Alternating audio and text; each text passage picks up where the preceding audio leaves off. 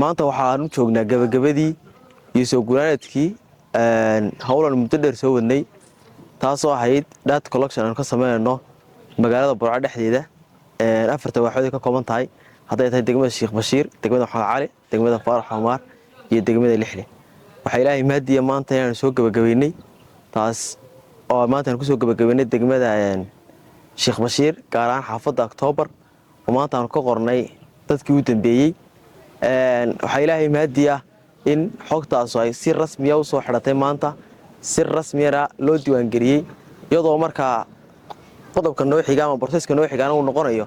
caruurta ayaan la raadino waxbarashadii ay waayeen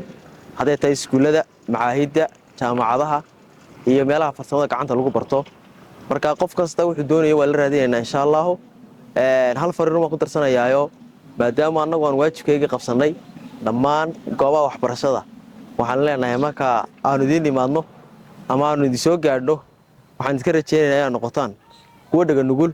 oo u dhaga nuglaada si aan u dhaga nuglaan anagu si aanu si xilqaanay in aad si xilqaantaan oo wixii iskuulka lagu hagaajiyo inay sidii rasmi ah oo saxdiya ay nooga qabtaan iyadoo aanu keenno arday la hubo xogtooda oo sax dhammaan xubnaha Burco Frontier oo intii nagala soo qayb qaadatay phase 2 iyo phase 1 kii maanta oo noo soo gabagaabay phase 2 aad iyo aad baan u salaamayaa dhammaan maamulka iyo xubnaha dhammaantood mahad celinaya mahad celin kadib waxa Ilaahay mahadiya inay naga soo dhamaatay shaqo aan in badan wadnay shaqo aanu afarta degme ka kooban tahay gobolka Togdheer aanu dhammaantood ka soo qornay marka waxaan kala gacanta ku haynaa arday 200 ku dhow waxaan baaq dheer u diraynaa iskuulada malcamadaha macaahidda iyo dhammaan goobaha skillska lagu barto dhan inay si wanaagsan oo sidii ahayd anagu aan ugu shaqeynayno dadka danyarta in laga qaabilaan ardayda markaas danyarta si waxbarasho u helaan maanta maalin axada taariikhduna ay tahay 19 bishii 7 sanadka 2026 waxa halkan oo xaafadda October gaar ahaan eriyada iskuulka East Africa aanu ku soo xidhaynaa hawl in badan soo socotay oo ay soo qabteen guddida waxbarashada ee Burco Volunteers hawshaas oo soconaysay muddo ku dhow 10 cisho oo ahayd in loogu kuurgalo xogtooda la raadiyo sidoo kalena la soo ururiyo dhaatadooda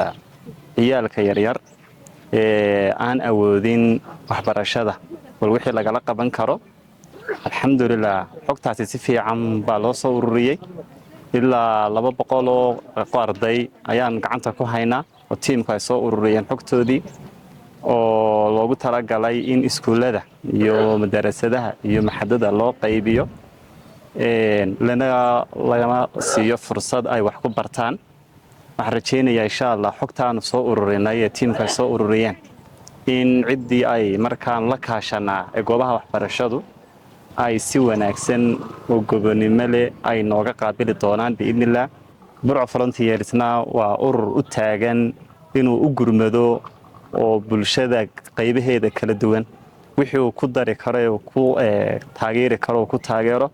tanna taasuun bay qayb ka tahay hawlo kale iyo shaqooyin badan oo kale waanu wadnaa yagana oo saas oo kale arrimaha bini'aadanimada iyo bulshada waxtarkooda aanu ugu tafaxaydanayno